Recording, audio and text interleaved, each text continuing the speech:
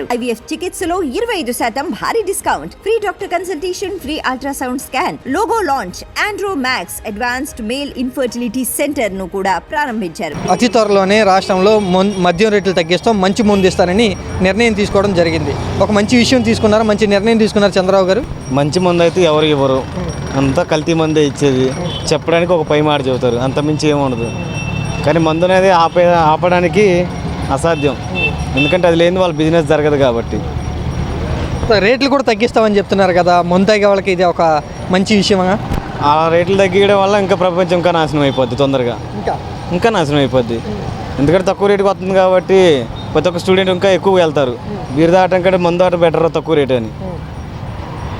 న్యాచురల్గా పాడైపోద్ది, వ్యసనం అయిపోద్ది. ఇంకా ఎంత తాగేవాడు అంతే తాగుతాడు, ఇంకా అంతకంటే ఇంకెక్కువ ఏం తాగుతాడు అంటున్నారు. అంతకంటే ఎక్కువ తాగుతాడు, ఎందుకంటే తక్కువ రేటు కదా, ఇంకా తాగుతాడు. ప్రతిసారి 250 పెట్టి 350 అంత పెట్టి కొంటారు, దానికంటే ఇంకా తక్కువ తాగుతాడు. ఎందుకంటే ఎక్కువ మెచ్చుకోవడం వల్ల వాడికే హెల్త్ లాస్ అవుతాడు. నాణ్యమైన మద్యం ఇస్తామని చెప్తున్నారు కదా చంద్రబాబు గారు. నాణ్యమైనది ఎవడు ఎమ్మెల్యే అయినా ఎవడైనా సరే, ఒక ముఖ్యమంత్రి అయినా సరే ఎవడైనా ఇవ్వడు.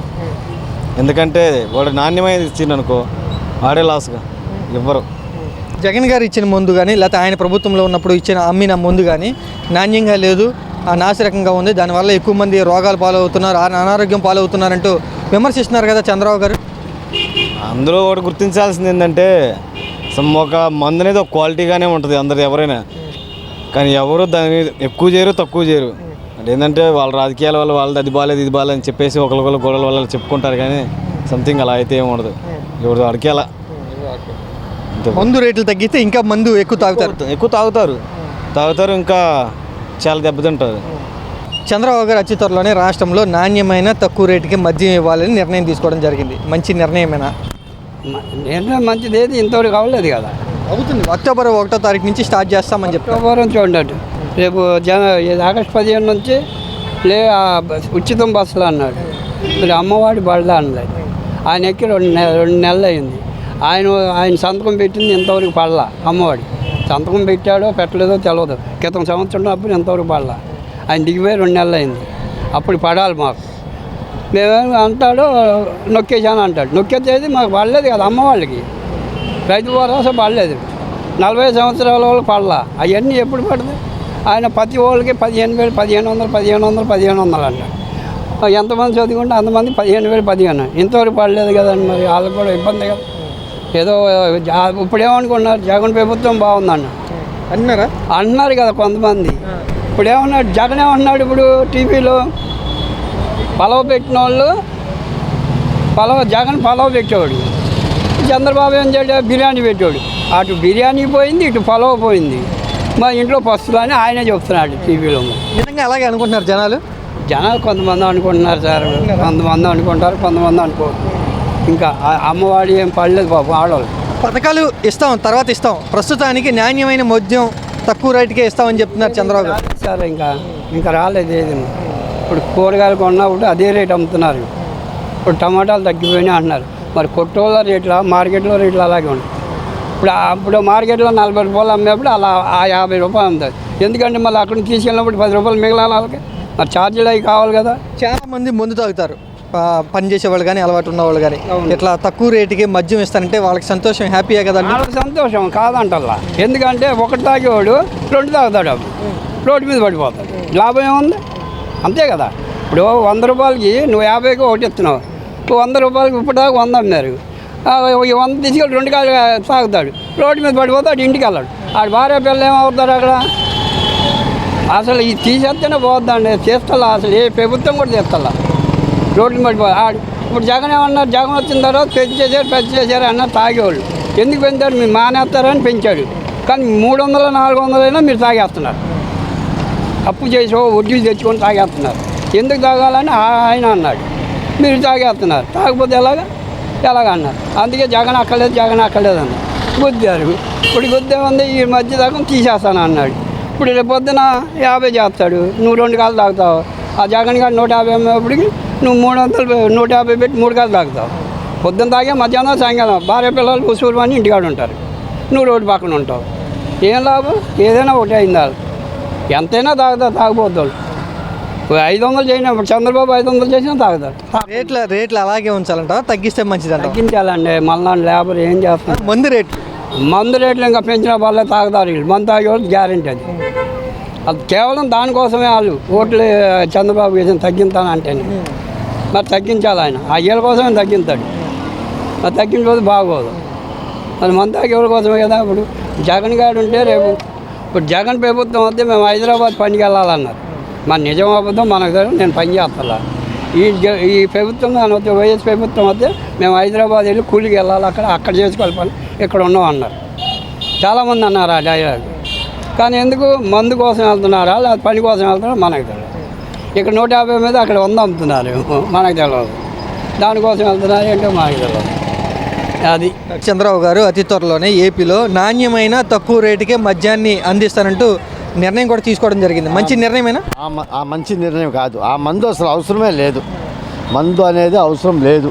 ఎందుకంటే మందు ఉండటం వల్ల ఏమైందంటే ప్రజలకి చాలా నష్టం అయింది. ఇప్పటికే చాలామంది రోడ్డు మీదకి వచ్చిస్తున్నారు. చాలామంది అడుక్కుని కూడా తింటున్నారు. చాలామంది వ్యభిచారాలు చేసుకుని కూడా తింటున్నారు. నేను ఇది మాత్రం అక్షరాల నిజం.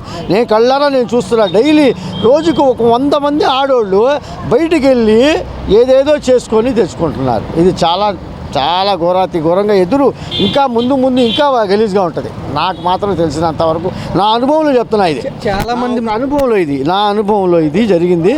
నేను చూస్తూ ఉండగా చాలామంది ఎంతమంది తెలుసా ఆడవాళ్ళు ఏంటి ₹1 లేక మొగుళ్ళు తెచ్చుకోలేక డబ్బులు ఆదాయం సాలక బయట కూడా వీళ్ళు కూడా బయటికి వెళ్ళి ఏదో విచారాలు చేసుకొని అవి తీసుకొని వస్తున్నారు ₹1.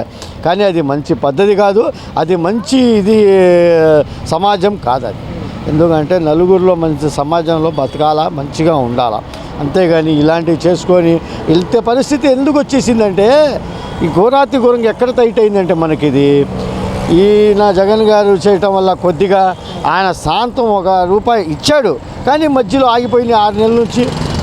అమ్మ తల్లి అమ్మ ఒడి అంటారు, నాన్న ఒడి అంటారు. ఏం లేదు పాపం.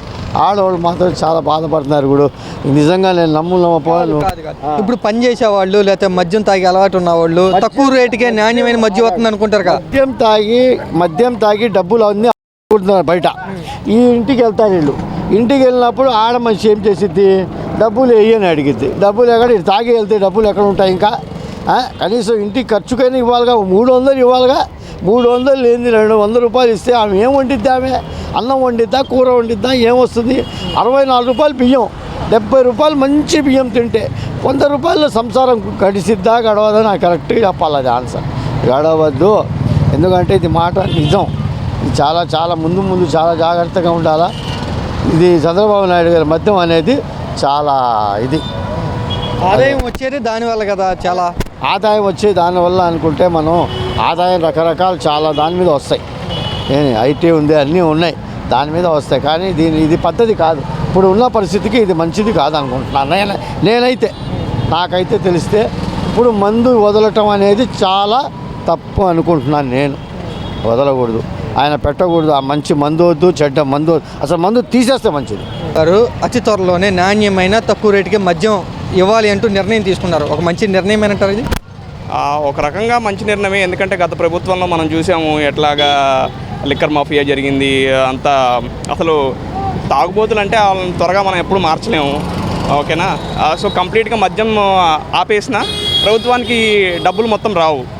ఇప్పుడు మనకు తెలిసిందే చాలా వరకు ప్రభుత్వానికి డబ్బులు అందుతుంది మద్యం మీదే. కనీసం ఎలాగో మద్యం మొత్తం ఆపడం చాలా కష్టం. అట్లీస్ట్ వాళ్ళకి ఇచ్చేదన్నా కొంచెం మంచి ఇస్తే మంచి. మద్యం అంటేనే మంచిది కాదు, దాంట్లోనే కల్తీ చేసి వాళ్ళని అనారోగ్యం పాలు చేస్తున్నారు. At least we should be giving. అంటే ఇప్పుడు అన్ని స్టేట్స్లో అన్ని మంచి బ్రాండ్సే ఉన్నాయి. బట్ మన ఏపీలో చూసారా అన్ని క్రికెట్ బెట్టింగ్, IPL బ్రాండ్లు అన్ని డిఫరెంట్గా వచ్చి ప్రజల ఆరోగ్యాలు పాడు చేస్తున్నారు. సో అట్లీస్ట్ కల్తీ మందులన్నీ ఆపేసి నార్మల్ బ్రాండ్స్ ఇస్తే బాగుంటుంది. గత ప్రభుత్వ హయాంలో ఇచ్చినటువంటి మద్యం కానీ బ్రాండ్లు కానీ వ్యతిరేకత వచ్చిందా జనాల్లో? ఆ వ్యతిరేకత వల్లే కదా మనం ఓట్లో అంత డిఫరెన్స్ చూసాము.